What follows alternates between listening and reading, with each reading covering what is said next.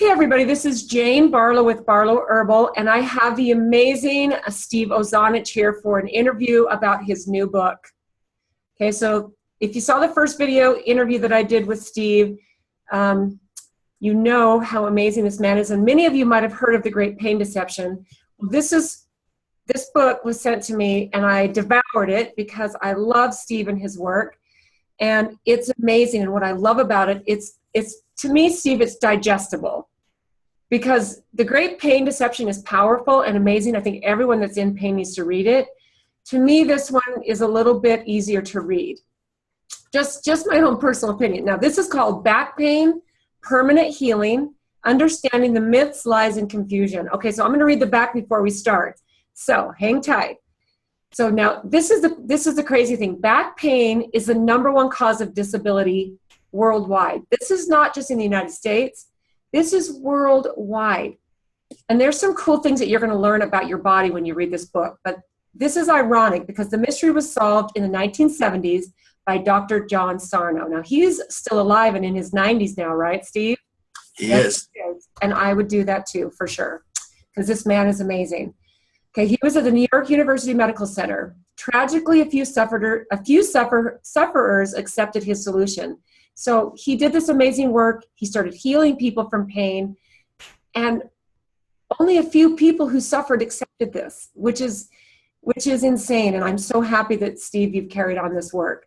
So despite processing the most advanced healing techniques in history, the problem has grown into the main cause of global disability because the focus has been on treating the spine, which is a failed model for healing.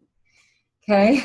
The most successful, clinically proven method for healing back pain can be summarized in Dr. Sarno's world-changing statement. Now listen to this.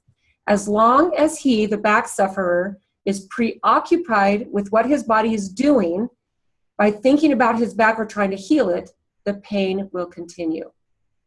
And I'm going to tell you my story quick in a second here. So if you're tired of suffering, I encourage you to open your mind, learn how to free yourself, and heal permanently. Okay, so I'm going to go into my story really quick. So I met you, it's been almost 2 years, Steve, that I've known you. 2 years. Okay, I'm the luckiest person on the planet to find you before I had years and years of suffering. So I found myself about 5 years ago in chronic pain with my knee. I didn't have an injury, I didn't fall, I didn't anything. I just attributed it to aging. And I'd had an old water skiing accident that had disconnected part of my hamstring on that leg, and I just thought, okay, I'm getting older.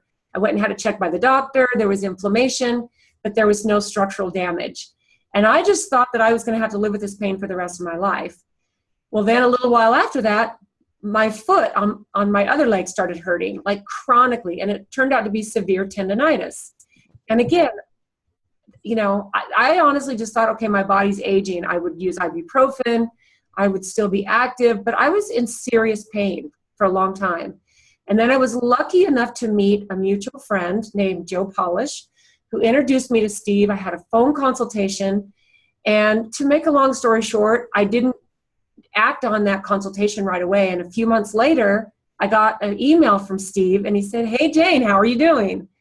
And I was embarrassed to say that I had bought his book, but I had not even picked it up and read it. So I made a commitment that I would, and I was still in pain. Between the months I had, you know, I talked to Steve for the first time and then finally picked up his book and read it. I was still having chronic pain. It was probably about 6 months, 6 more months. So I sat down and read it, and it took me only 1 week to get through The Great Pain Deception. And I kid you not, I'm getting shivers just thinking about this. When I closed the last page of The Great Pain Deception, my pain was 90% gone. And I realized what was happening. I realized what the pain was causing. I was full of anger and rage because there were events that were happening in my life that had to do with my husband, his job. I was being, you know, pushed into the role of sole breadwinner, and I was extremely angry. But I'm not an angry person. I'm a kind, supportive, loving wife, and I, you know, it's hard to think of ourselves as a person full of rage. So I had another conversation with you, and we have connected. I'm so grateful that you're my friend, Steve, and I feel like I need to share you with the world. So Your new book is out, and it is brilliant, and it is amazing. So let's just have you give, people are probably going, let's hear from Steve. So Steve, thank you so much for taking the time to come and have a video interview with me. And let's share some crazy good Steve O knowledge with the people. Thank you. That was nice. Very kind words. It's been a pleasure knowing you too. And I know you now well enough to know that you're trying to help people like I am. Anybody that wants to be helped can be helped. And it's not just pain. It's all kinds of illnesses. Okay, pain being one of the main ones, but many, many health disorders. Dr. Sarno found the magic bullet. But it became controversial. People didn't want to hear it. And so there's only a select few people that actually can look at this and go, oh yeah, that's me, and they all heal. So you have to want to heal. You have to want to, and that may sound crazy. People say, oh, I don't want pain. I don't want this, but it has nothing to do with that. It's there for a reason. This is one of his most brilliant observations. The pain is there for a reason to distract you. This little shiny object over here, it wants you to look at your body, focus, obsess, and worry on the neck, the shoulders, the knees, whatever it is. Obsession, worry, obsession. That's what it's hoping, because it's an emotional process. It's not a physical, structural process. Everything's epidemic now, from back pain, which is the #1 disorder in the world, the #1 burden on the world. And it's because they've been focusing on the spine, the structure of the spine. It doesn't work because Dr. Sarno proved it's not coming from the spine. It's not coming from the structure of it. It's coming from the autonomic nervous system.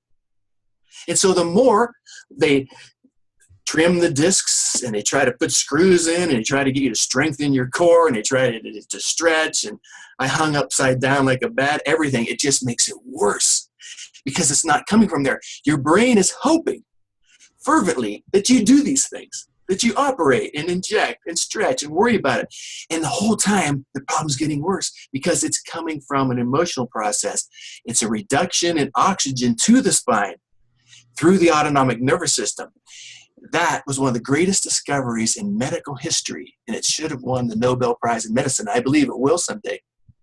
And, of course, the new book, my new book, is a follow-up to the first book. It's basically a lengthy discussion on why Dr. Sarno is right, why the medical industry is wrong, why everything's epidemic from hand and foot pain to shoulder and neck pain, and why people don't want to heal. That is a very controversial book, but it works every single time. When people are ready, right? Good point. When they are ready, and you were one of the greatest examples right there. I'm looking right at her. You were one of the ones that was mature enough to admit it. I pushed it aside. I gave you the healing model, and you didn't do anything. But you're not alone. Yeah. I talk to people all the time, and they'll just look at you and they'll say, nah, and they'll go limp, and they'll be in pain the rest of their lives because they're not ready. Yeah, and it's funny because when we had that first phone call, I listened to everything you said, and there's probably the surface part of my brain was like, yeah, okay, really, and. Right. I mean, I kind of thought, of course, we're one, our mind and our body are connected. And these things that we're living in a really modern world where you hear that all the time, the mind and the body connection, the mind and the body are one. And, I have a company that has herbal medicine. I'm in alternative medicine. I'm all about energy healing and energy work. And, I think that's why when I finally sat down and read the book and I heard your words, I heard your story, that it connected to me, because I'm telling you, since I've known you, I've talked to a lot of people about this and told them my personal story. And I get this look from their face, like when I tell them my story and how quickly I healed, and they get this look like, and I said, you think you're different, don't you? Like, you think that you really do have a structural problem. And I'm telling you, I see a switch flip, because we all think we're special, and we are special, but we all think that we're different. the stuff that you're talking about and that Dr. Sarno's, his whole work, people's like, well, that doesn't apply to me. And you know what I say to that? Excuse my language. That's bullshit. Yes. Our bodies are designed to be well. And we're all the same too. Yeah. So can you speak to that a little bit? Sure. I mean, you're kind of, there's several main points to the book that you have. You have one of the pre-publication copies because I wanted you to have one first. And, but it talks about the ego. Now, when I mention that, it's not that I'm not saying, oh, you think you have a big ego, arrogance. It has nothing to do with that. Ego is something we all have that shields full consciousness from us. So when I talk about ego, I'm not insulting people, but they think they're being insulted. You know, we look at it as being separate because the German word for ego is me, I. And so, you know, everybody else has the, you know, this mind-body stuff. Mine's a real problem. No, you also have it. Now, of course, we have to say, there's always these weird anomalies in nature. It's possible somebody has something really freakish there.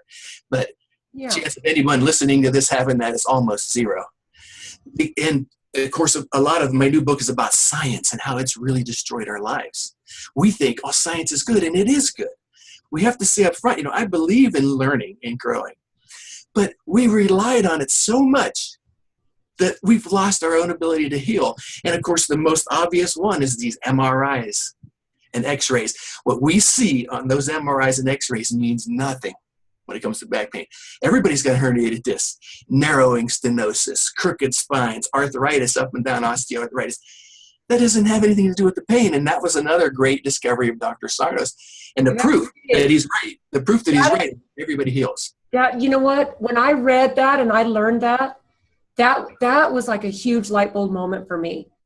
When I learned that everybody has discs that are, you know, not perfect, and it's the normal part of the aging. You start to see this in 20-year-olds. That's a normal part of, but they don't cause pain. I honestly, that's stunning. As a matter of fact, in the book that you have there, I cite that great new study where the people whose MRIs looked worse were the ones with less pain.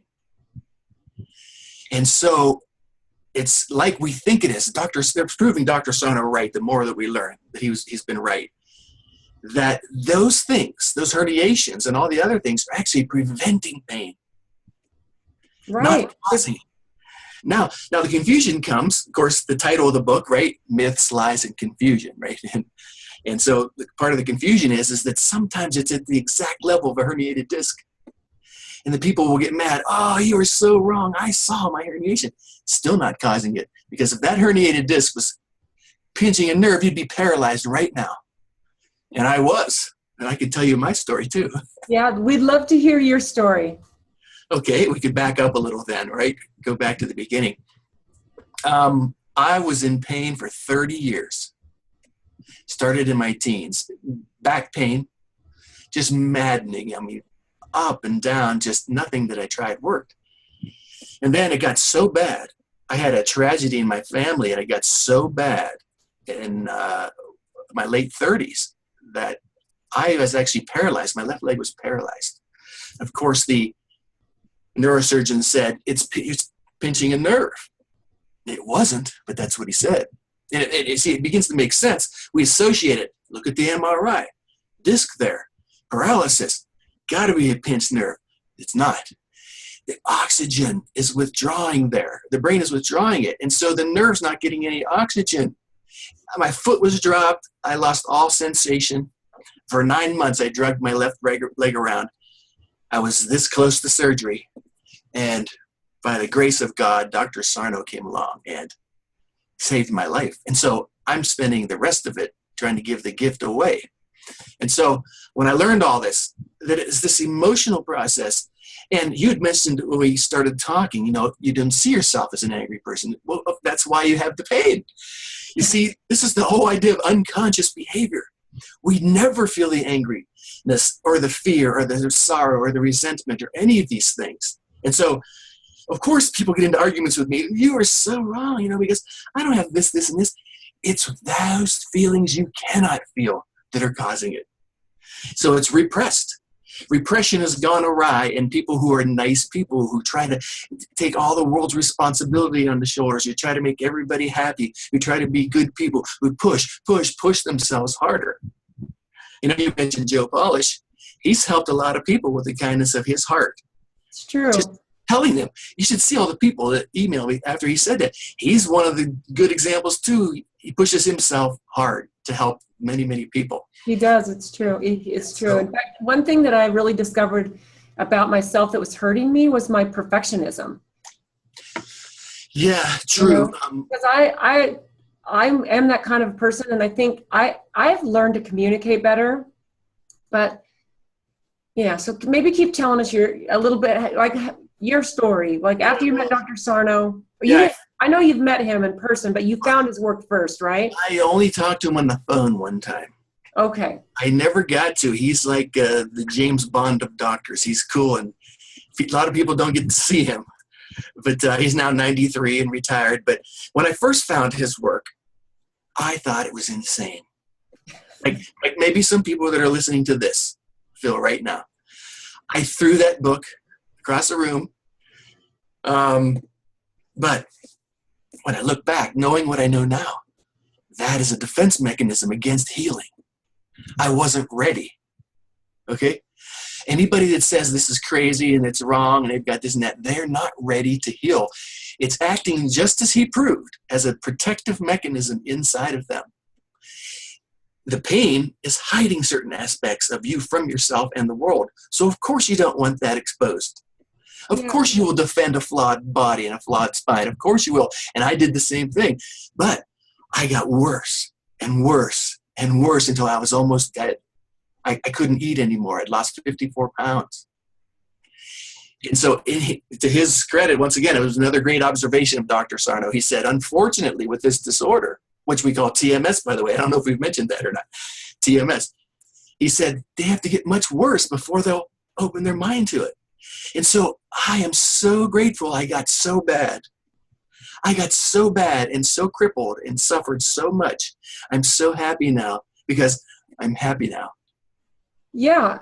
And okay, so when you said people aren't ready and they have to be ready, so to me, people listening to this that are in chronic pain, that are maybe thinking that this is something that they have, this TMS, which I want you to explain that in layman's terms too. But if someone sees themselves, what does it take to get ready? Because like you said, people will say, why would I want to be in chronic pain? I don't want to be in pain. But how does a person get ready? I mean, that to me has got to be a key question that gets answered, because like maybe you can describe how someone gets ready. Yeah, that's a good point, and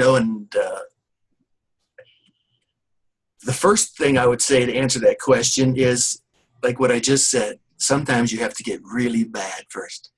You have to get so bad that your mind just opens. I had no choice. I was almost dead. I could no longer get up, stand up, or eat.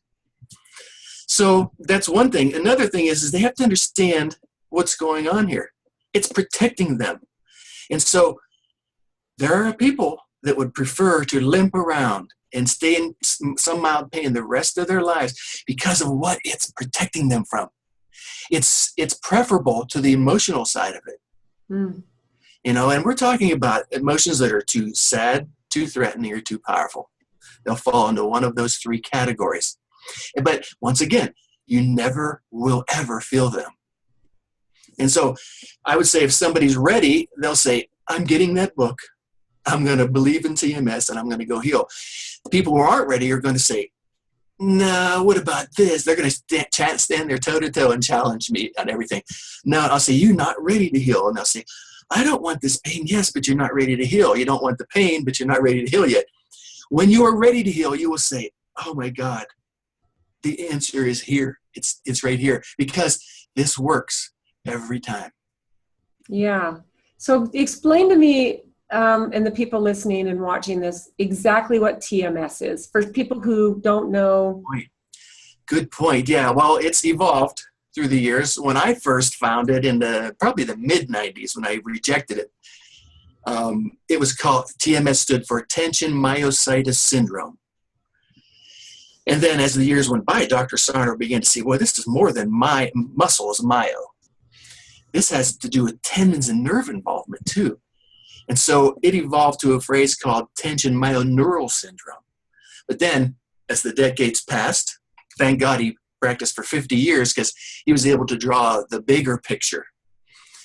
It morphed into the mind-body syndrome because it also has to do with immunity and digestion and dermatological things. The entire body is nothing but a structure. It's just a hollow structure. Everything else is driven by emotions and thoughts. And so diseases and disorders and all these things, they're almost always, I have to say almost because they're not always mind-body effects. I mean, you can have radiation poisoning and you can smoke and drink yourself into diseases, or, there can be congenital, you can be born without a certain heart thing or whatever, or you can have a severe dietary deficiency. Of course, the body needs nutrients, right? I'm talking without all these extraneous things, it is always a mind-body process. But your doctors are telling you it's your body's failing. And that's why there's hand epidemics, foot epidemics, back epidemics, shoulder surgeries out of control. You almost never need shoulder or knee surgery, but they're replacing them like this. Because we live in a world of science, and we believe, well, the doctors are smarter than nature. And you know what? They've done some great things. They've saved some lives. Thank God that they can transplant and do things like this. They are lifesavers. I'm talking to the majority, not those exceptional cases. The majority of it is harming us because there's that arthritis in your knees not causing your knee pain. Those tearings that you see in the tendons and everything in the shoulders, not coming from there. The brain is withdrawing the oxygen at that point. Protect you. It's to protect you. It knows all the changes that are going on in the body. And it's doing everything it can to more firmly convince you that I am broken.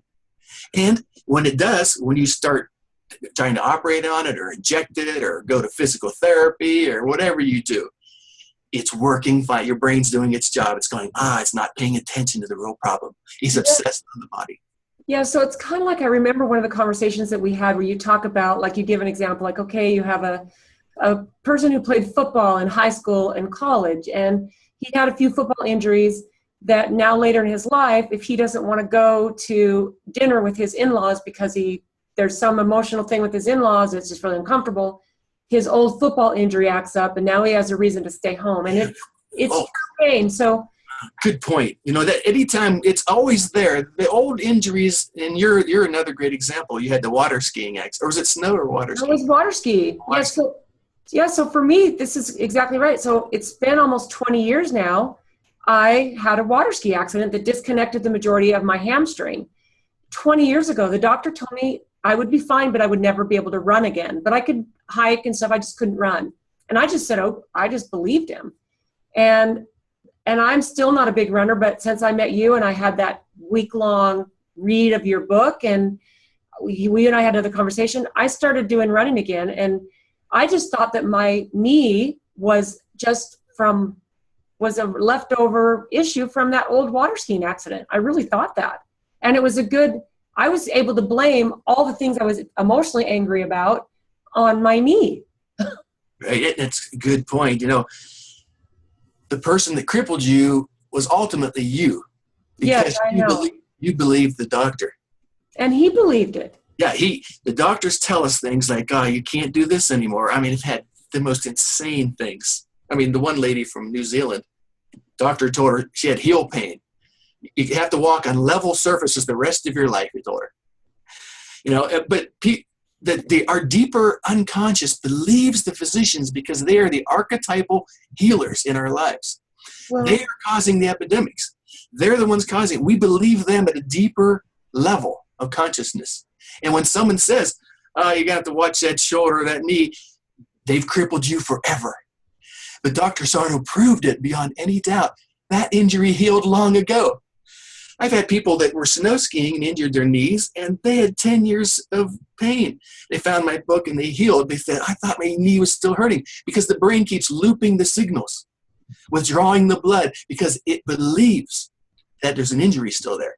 But that injury healed 10 years ago. Yeah, so tell me a couple of stories from people that Can you tell me a couple stories? Sure. I know you have thousands of stories. Yeah, there's a lot of stories, But for the first time in my life, I'm in my mid-50s now, I have no symptoms. I suffered through my teens, 20s, 30s, and early 40s until I found the good doctor. We call him the good doctor. A good doctor. Well, I have to tell you, I still have moments where my body will give me some pain. And it's still, I had that 90% 1 week knowledge therapy. And it's still been a continual journey, but it's been interesting to me because when I do feel pain, and sometimes a little bit in the knee and sometimes in the foot, sometimes in my neck, I know what it is. And I take it, first thing I do is I take a deep breath and I recognize what it is. And I try to find out what my body's trying to protect me from in my life at that moment. Right. And it's in your case, and it's coming from the autonomic nervous system and the central nervous system. But it's in your case, and in almost everybody else's case, it's the demands you're placing on yourself. You're pushing. You've got all these balls in the air, and we want to be a good wife and mother and friend. And look at me, you're even helping me, and I know your life is hectic as can be. And so all of these demands that we place on ourselves, at some point, the deeper aspect of ourselves, not the mature conscious side, the immature shadow side of us. Everybody has a shadow. It will never develop. It's undeveloped. It does not like these burdens placed on itself. And Dr. Sarno had said in several interviews, these people were good people. They're suffering because they're good people. They want to keep everybody happy. They want to make sure everything's going. And so they're very driven people. They're perfectionistic. We touched on that. They're usually hyper responsible. They're sometimes warriors. They have higher anxiety levels. Not everybody, but most of the people.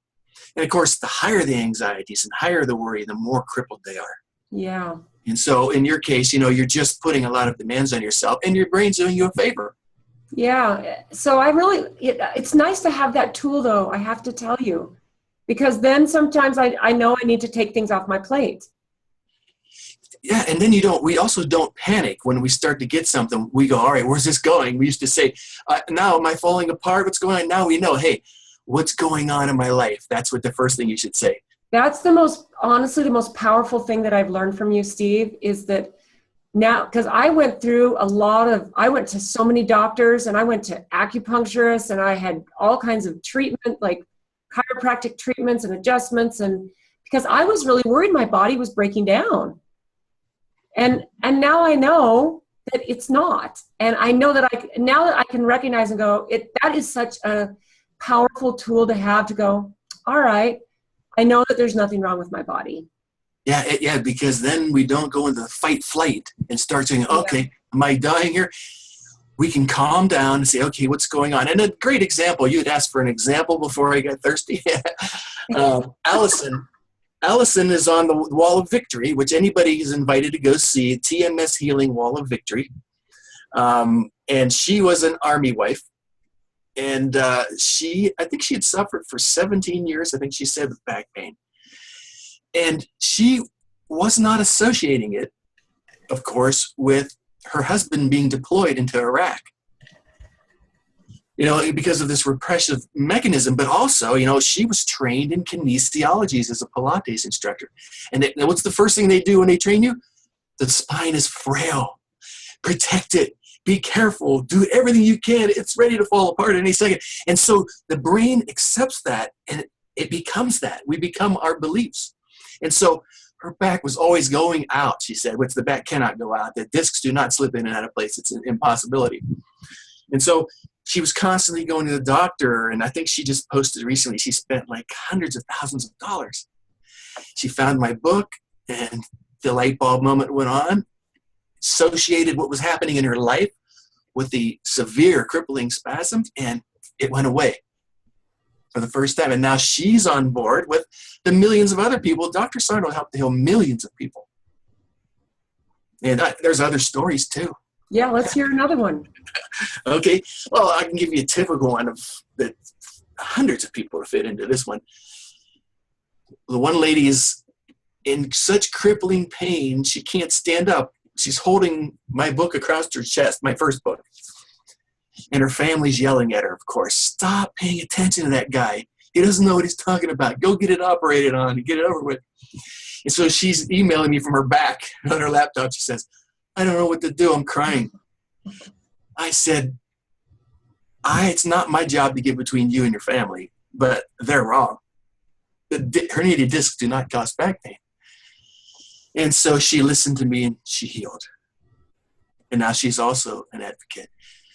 They go on and on and on. I mean, guys have been blown up in Iraq with IEDs, military guys, thinking they're going to be crippling pain for life. Have found Dr. Sarno's work in my first book, chasing their family around on foot now, working as long as they want. The body heals itself. Anytime a doctor tells you that you're going to have to live in chronic pain, you got to find a new doctor. Dr. Sarno changed the entire world with this information, but the world is just now beginning to see it because of the advent of the internet and things like Skype, like this. Now we're able to bypass the doctors, go around the doctors who are causing the problem. And I don't want anybody to think this is an anti-doctor message. It's not an anti-doctor message. Doctors also saved my life, you know. Dr. Sarno saved my life. Dr. Sofer, Dr. Paul Gwatz, Dr. Siegel, all great TMS physicians.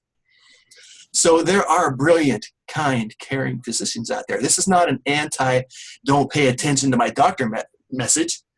This is a be careful what they tell you message. Be careful what you believe message. Well, and you just said it just before you started that it's not an anti-doctor message.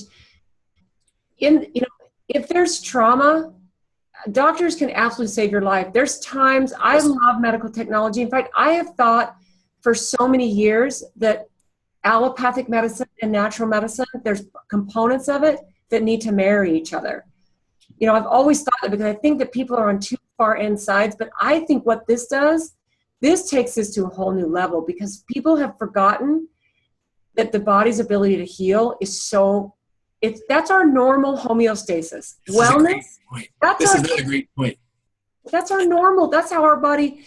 Think about some of the things that we go through, and our body still is like functions for us. So, yeah, I'd like to follow up on that. That's a great point. One of the most powerful parts of this message. You're always bringing up things I'm not thinking about. This is really good. You know, that's a good point. There is a marrying of allopathic and alternative. It's called integrative medicine. Yes. Pioneer of that is Andrew Weil. Of course. He opened we call him the Santa Claus doctor, right? The big white beard. I know him, yes. Yeah, out in Arizona. And he's a brave man like Dr. Sarno. He's standing up for his patients, not for what his colleagues want to say and do it. He's always getting harassed. But he's saving a lot of lives like Dr. Sarno. But this message is a little bit different in the sense that Dr. Sarno taught us, stop everything. Stop allopathic and alternative. Stop it. In other words, any action that you do to try to heal is causing it to stay longer because your brain is hoping that you obsess on that instead of the real cause. And so he told people to stop physical therapy, stop acupuncture, stop injections, stop all this stuff, stop trying to strengthen your core. I mean, there are people like me. I was a bodybuilder. I'm squatting 425 pounds at the time. And the doctors tell me, your core's weak. It needs strengthened. I'm thinking, my core's weak. I'm benching 320. And Allison said the same thing. You know, she's a Pilates instructor, strong. These people, they're always told, your spine's weak. No, it isn't. It is bad advice coming from doctors that has caused back pain to go to the #1 problem in the world. The Dr. Sarno, he uncovered this story in the 70s. But very few people want to hear it because it's protecting them. They need their pain. They need it. Other people, they science, that's it. But like I said in this new book, every single scientific study there is points to the fact that herniated discs do not cause pain. There's over 3 dozen I cited in that book. Yeah. There isn't one study in the world that says that they do. And everybody believes the unproven side.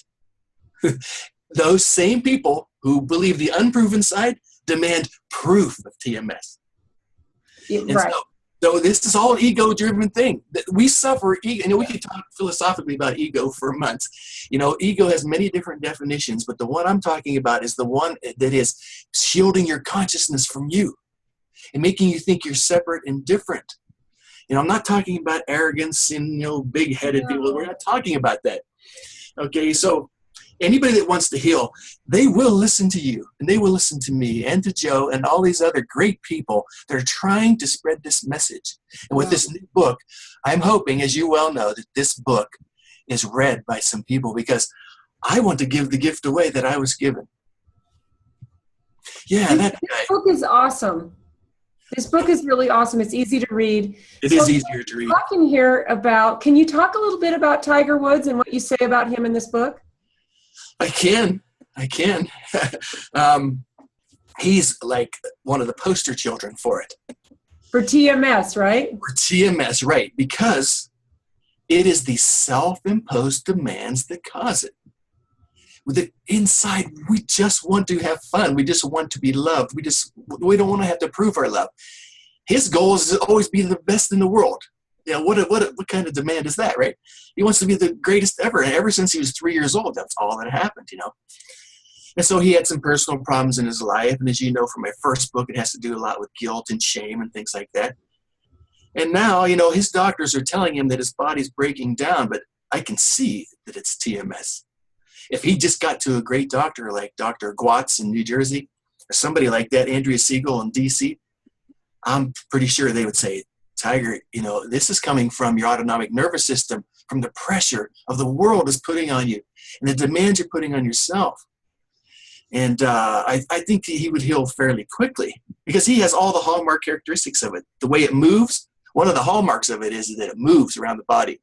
I've got neck pain today, but now I've got knee pain tomorrow. I've got this disc hurt yesterday. Now it's the disc above it. Now it's the disc below it. People think their bodies are falling apart, but they're not. The brain is just changing its strategy. Whenever you're not worried about this one part again, it'll just shift it. And that was another observation of his called the symptom imperative phenomenon.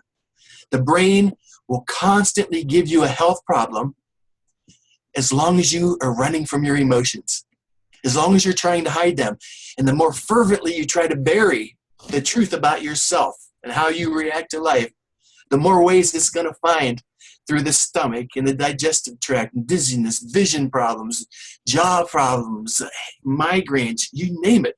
I would like to write a book someday on all these symptoms. And I think that would be one of the top selling books, because the first thing they do when they buy my books is run to see if they can find their symptom in there.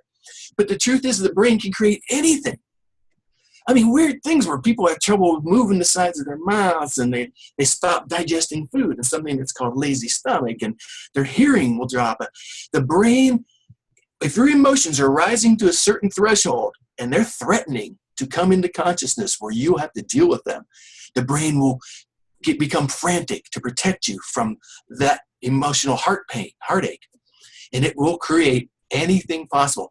Electrical snapping, cold shivers, burning is a lot I get. People get this burning sensation down their neck and arms and down their legs. I've been calling it burning thigh syndrome and burning forearm syndrome. But that all goes away. But anybody listening to this, there's probably a small percentage of people that are saying, they're nodding, and they're saying, yeah, it's starting to come together. There's a large percentage going, mine's real, they're saying. Mine's real. But this is real.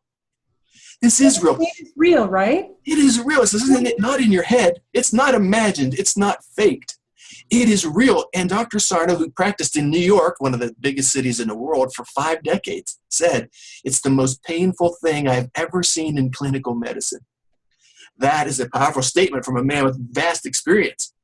And so the more painful, we found this, the more painful it is, the more likely it is a mind-body effect. It's not structural. Structural is usually lower grade, kind of nagging all the time.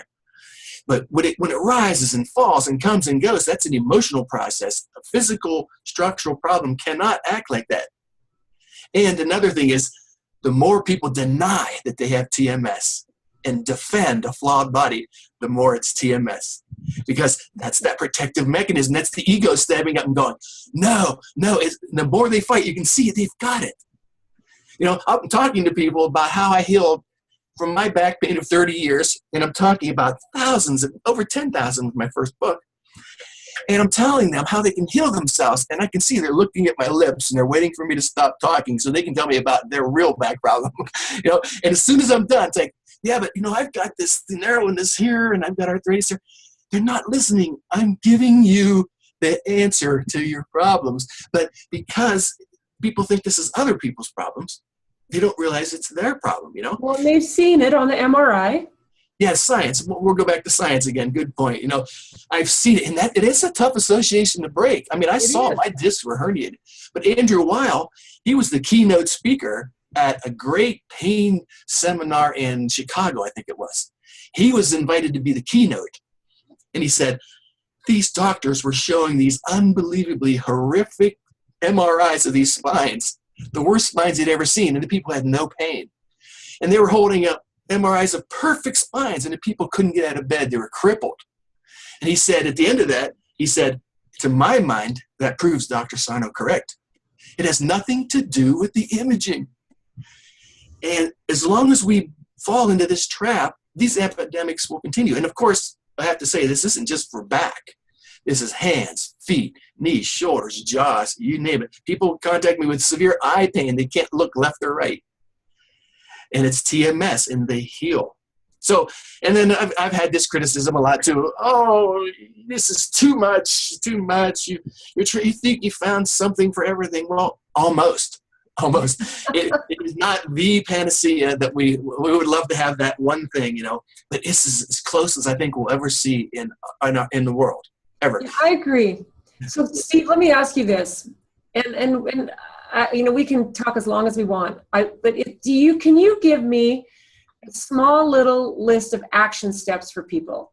Okay, so say there's some things that we're talking about that people are starting to have they're starting to recognize themselves, and they really want to do something, and they feel overwhelmed because there is so much information and there's so many things. And if you've clicked something in for the first time, for someone that's watching this, can you give me what would be some action steps, maybe 4 or 5 or?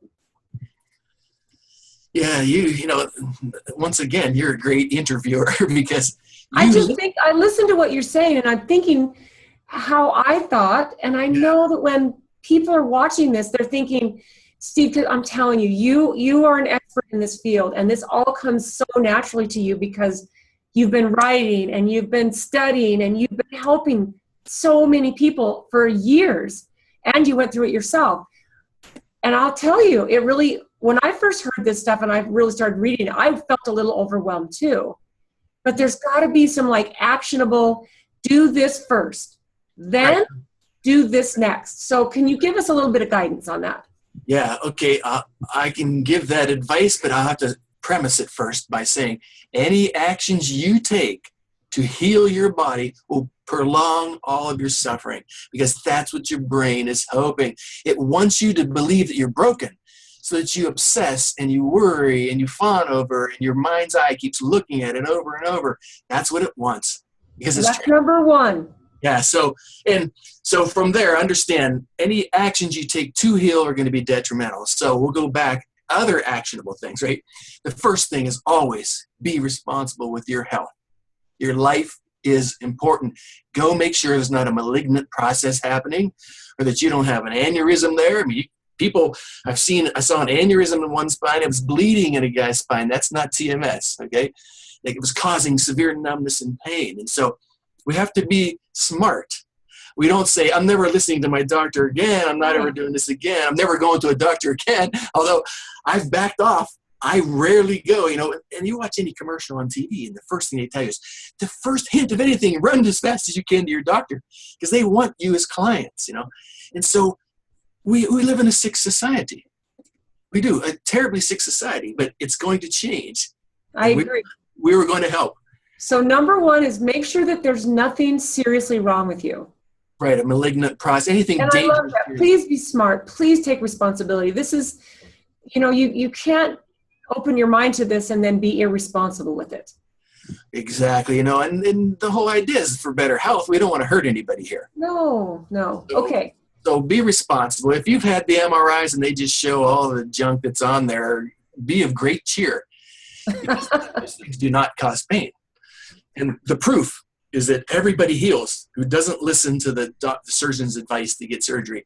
All those people that came to Dr. Sarno and this is my 16th year of doing this, everybody was told, you need immediate surgery. Not one of them did, not one. They all healed, okay? So make sure there's nothing dangerous there. Second thing is to gather the information. Start learning like you did. You got the book. You took a week to read it. That's pretty fast, by the way. It takes about 2 months on average, I notice, for people. But they'll read a paragraph and they'll think about it for a couple of days, they said, you know. Because what we're trying to do is let it sink into our unconscious. That's what's happening. When Dr. Sarno first began explaining this to his patients, some of them healed right there while he was talking to them. Right. And I've had that happen. I've been out with people and I've Skyped with people and they healed while I was talking to them. Now, do not feel like a failure if you don't heal. It doesn't happen often. It's rare. But it can happen. That's how powerful this is. You're creating the symptoms. You created them to help you cope through your daily life. You can get rid of them right now. So gather the information. He told people what was going on. They began to heal. He called it knowledge therapy. That was the phrase he used. It's like penicillin. Knowledge is the penicillin to this disorder.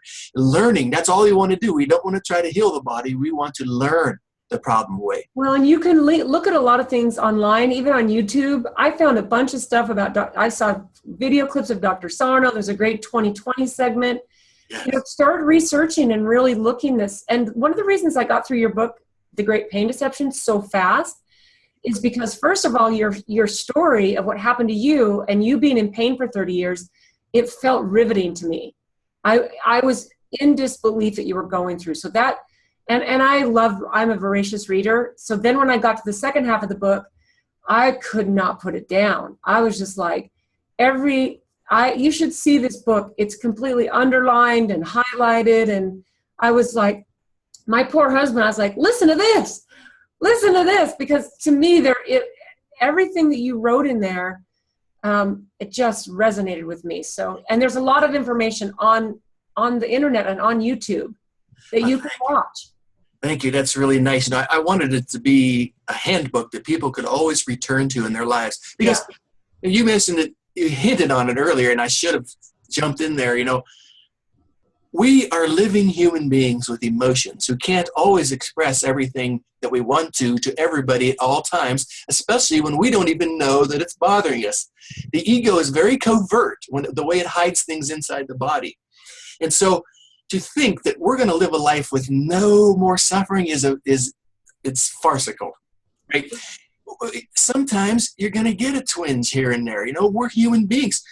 The great Thich Nhat Hanh said, if you're not in touch with pain, you're not in touch with life. And that's true. It lets us know that we're alive and that, you know, maybe we're not in balance where we want to be, or maybe our relationships aren't as strong as they want to be. Maybe we're not enjoying our life as much as we should be. Work, right? You know, and a lot of the people that contact me, you know, they're just so tough on themselves. You know, I'm not good enough. I don't deserve this. I don't deserve to be happy. Some of them don't feel they deserve to be pain-free because they have deep guilt inside them, something they did. They cheated on spouses, or they stole something when they were younger, whatever. We all make mistakes. I still think Tiger Woods has some of that guilt, shame in him, okay? So, and those are the most powerful emotions of all. I mean, shame is the most painful. Oh. Shame and sadness, you know. Another back pain problem, quickly, or another example, if I can throw this one in. There was a lady contacted me. She was in her 70s, and she had like 20 of her friends die in a short period of time. And she said, Steve, I can't wash my hair, even my back and shoulders hurt so bad. Help me, you know, help me. And so I'm talking to her, and I found out all these people die. You know, and I said to her, oh my God, I'm sorry. And she's like, well, I'm in my 70s. That's when it begins to happen, right? But that's an unconscious defense mechanism called intellectualization or rationalization. It's the same. They use them interchangeably. So she's thinking in her head logically, well, we're at the age where we die, but that's not where you live your life. You live it in your heart. She needed to grieve, and when we got her into grief counseling, she healed. That's awesome. Her back pain was protecting her from the heartache. Because, you know, when we have deep sadness, we feel like we could have a heart attack, and some people do. Yeah. Some people have heart attacks. I knew a guy, his wife died. 1 year later to the hour, he dropped dead of a heart attack. Oh. Because the brain remembers that in such precise time, all of these traumas throughout our lives. And so you can see where this is all going. This is a psychological phenomenon. Our health, our bodies are a report card of our psychological state and our relationships, the strength of our relationships. It has nothing to do, well, very little to do with the body, I should say. Nothing. But Lissa Rankin, she's the new MD, she's out there. She discovered this on the hard road herself, and now she's a lecturer. She said, what if I tell you that the body has nothing to do with your health? It's the relationships in your life, which is true, especially the relationship with yourself. Right. That's the one I see people, they'll start crying when they talk to me. They feel so guilty and so ashamed that they haven't lived up to the standards that they set for themselves, that they can no longer function. I haven't gone to school long enough. I'm not making enough money. I wasn't good in the family. All these things, and they just break down crying because we set the bar so high that we're actually punishing ourselves at some level. It's not consciously, though. Yeah. Unconscious, but yeah. I love talking about this because you can see I get excited because they're all healing. Well, that's what I love the most. And so there was something when I turned to the very last page in your new book, one of the very last pages, and this, I don't know if this is a good note to end on, because let me tell you something. You and I know that when we start talking, we could talk for a really long time. Because the thing too is, my greatest hope, honestly, and I know this is yours too, is if we can end suffering even on a small scale, because there's so much, it almost seems overwhelming, and I'm sure you feel that way too. Like, there's so many people suffering, and I know when we talk sometimes, I can feel this, like, you so badly just want, if people would just listen, you want to go stand on the top of a mountain and say, everyone, just listen to this message. I mean, I get that, because I feel the same way. And that's why I know we became friends, because I want to stand on the top of a mountain. And I'm telling you, I talk to everybody. When someone has a problem, and I don't harass them, or there's not a judgment in there, but I have told so many people about Steve Ozanich, the great pain deception. And I really actually had some good friends have some really amazing success. So it makes me happy. But I want to read this.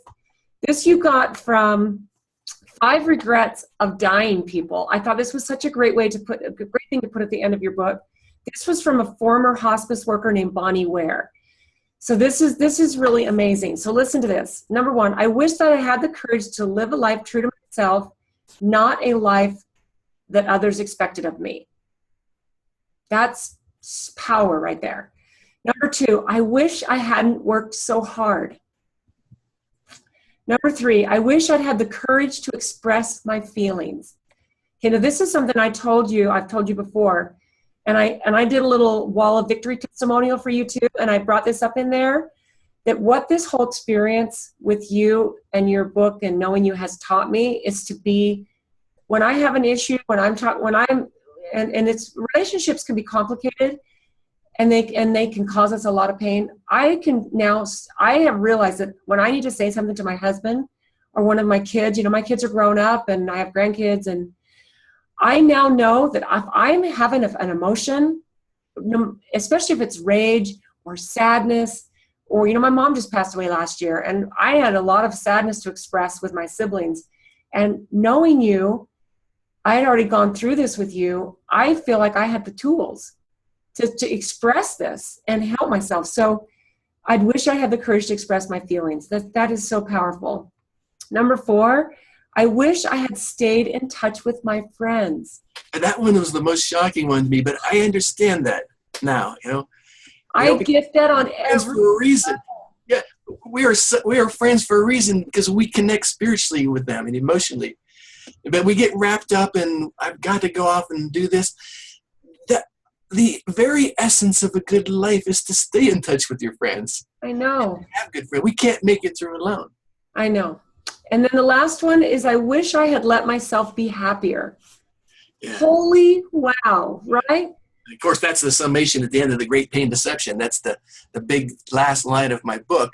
And everybody should know those were statements made by this woman. She was a hospice worker, dying people. they culminated into 5 major statements. I encourage everybody to go get her book, because think about that. The reason that I put that in that book is because it fits so well with the people that contact me that are sick and in pain. And especially the happiness one, you know, people will tell me, they'll start crying.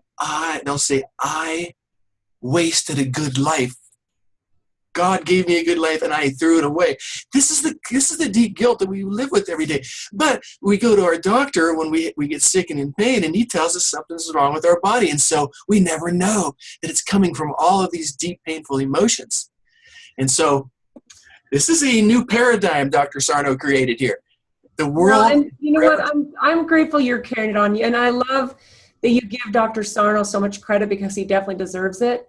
But I really think that you are an amazing torchbearer, Steve. Yeah, you know. And I really think that you spend so much time writing, researching, consultations with people, helping people. You are tireless, and I'm okay. And this is your book.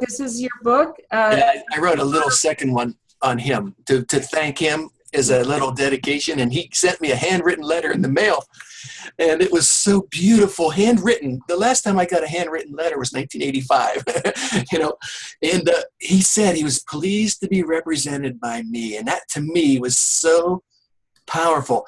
And he saved my life. You know, he saved my life, and so I'm going to give this gift away till the end. Yeah. And I'll be on after when I'm gone. It's still going to be going because the books are out there. Yeah, no, and you know what? You're young. You're in your mid-50s. I can say that because I'm in my mid-50s too. So here's the deal. If this is what I would challenge every person who got to the end of this video. If you are a person who this resonates with, and you are feeling that you are having TMS and you want to search into this, I know that Steve and I are going to be monitoring the comments below this video. I'm posting this on YouTube, plus putting it in a bunch of different places.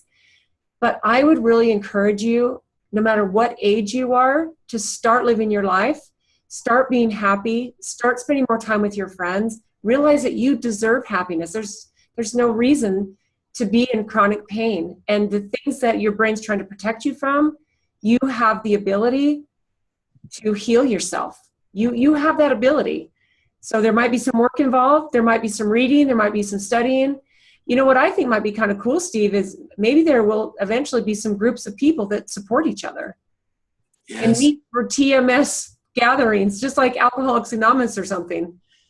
Dr. Sarno did that on and off. At the end of his career, he stopped it again, and then he started it. He was back and forth because everything we do has a double-edged side to it. Okay? I agree, because if you go talk about it, I knew you were going to say that.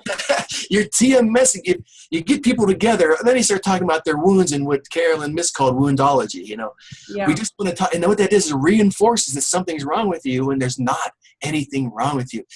All of these weird-looking things are normal in us. Yeah. So there's a danger but we do need support at some level. Well, the moment that I said that about I knew, because I think that one of the biggest takeaways that I hope that you that are watching this get from this, because this is something I had to do because I'm very into having things done. You need to stop doing all the things that help you focus on your pain. And body. No body obsession. Yeah. And this is what I did when I actually, and I'll do this still because I'm a very active person, and I pushed through a lot of pain before I discovered and helped myself do this. I would strap on my shoes, I'd take some ibuprofen, and I'd go hike a mountain because I'm a big hiker, and this is part of my life that I was unwilling to give up. I was going to push through the pain even before I met you, Steve. So now when I have twinges of something somewhere, I just kind of look at it. You know what I do? I don't hold it. I don't hold it and pick it up and go baby it. And I push through, and then I think about the part of my body that feels good. So if I have a little pain in my neck here, I think about this side of my neck that feels good. I'm like, oh. Yeah, that was in my first book.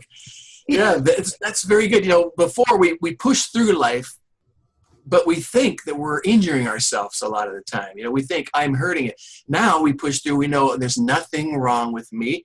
I'm okay. It's just all the crap and all the problems I have. I'm not dealing with them right. If we knew how to deal with it, we would never have these physical symptoms. But how many parents sit down with their children and say, this is how you're going to express yourself in life? No, we're never taught that as kids. No. So we grow up as adults who have no idea how to express ourselves, zero. And so we don't even know that we've got the problems, because when the events come in every day, the ego looks at it. If it doesn't like it, it just casts it into the body. It screens it. So you're not even aware of it. And the people around you aren't aware. And so we go through crippled. And Dr. Sarno said in his great book, Healing Back Pain, he said, they have created a nation of the partially disabled with their medieval concepts, which is true. From what we know now, and this was in the 1970s he found this out, but the internet's helping the message spread faster. What we know now, it's medical malpractice to trim discs. It doesn't do anything. Crazy. It's crazy, but hey, people still do it. But we didn't even talk about placebos. They'll think that they were healed because they'll say, oh no, my surgery worked, but it only shifted forms. It'll go either into sleeplessness or anxiety or ulcers or into your knee. That's the symptom imperative. It will only shift. It didn't heal. Your deeper brain thinks that it worked. And there's a lot of studies that show that. There are so many studies that show. They're in that book. Yeah, they're in that new book right there. And you did a ton of research, and I've seen things. Yes. I saw that whole study about the knee, the people who thought they had knee surgery, who they have a scar. They had the surgery. That was the 2002 Baylor, I think, study. Yeah, and that was talk about an epic shoulder. Finland just did this massive shoulder study. Didn't do anything to them. They stitched it up without doing anything, and they healed the same. And so that lead of that study said, we do 10,000 unnecessary shoulder surgeries in Finland alone. He said in the United States, it's 500,000 per year, unnecessary. But the brain, if you believe your doctor, you may feel better afterwards. But Dr. Sarno said the brain will not be denied because there's nothing wrong with what was operated on. It will shift somewhere else. And you'll think you have a new problem, but it's only one problem shifting around in the body, like trying to pick up mercury. You can't pick it up. You need to deal with the cause. And like he said, for decades, I don't have a program for dealing with pain. I have a program for getting rid of the cause.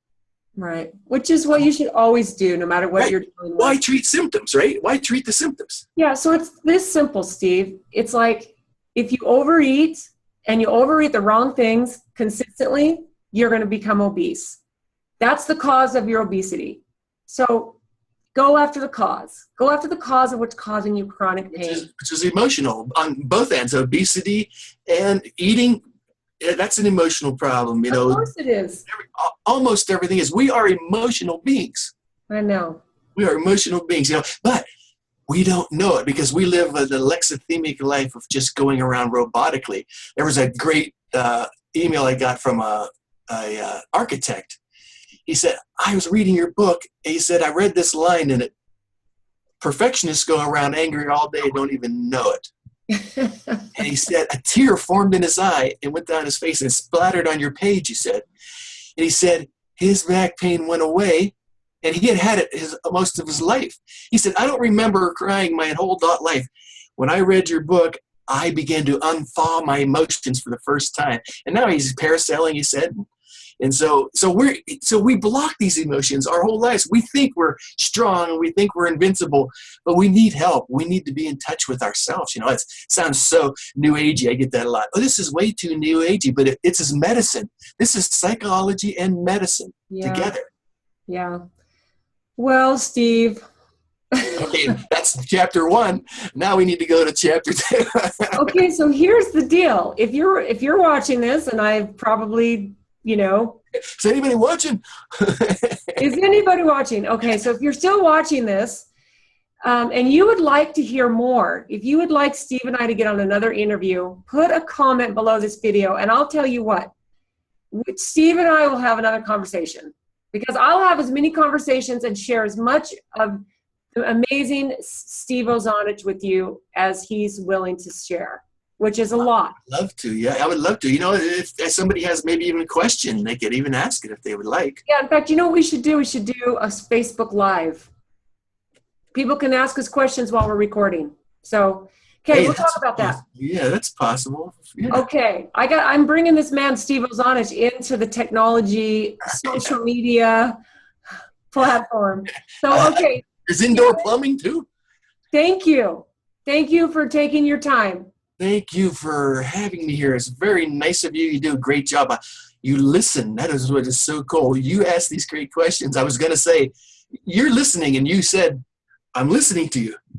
You know, you wanted to heal, and you want to help people. And anybody listening to this will heal if they want to heal. If, that's a big if they want to heal, they will heal, and they will begin teaching other people. You can't stop light from spreading. It's impossible. No, I love that. Okay, so if you like this video, please share with your friends and help us spread the word. I'll give it to your enemies too, damn it. Yeah, give it to everyone who's in pain, which is unfortunately, it's the majority of the majority of us. True, and who knows? You might be causing their pain. Okay, well, thank you so much for watching, Steve. You're amazing as usual, and I hope you guys have a lovely day. Be in touch. We'll talk to you soon.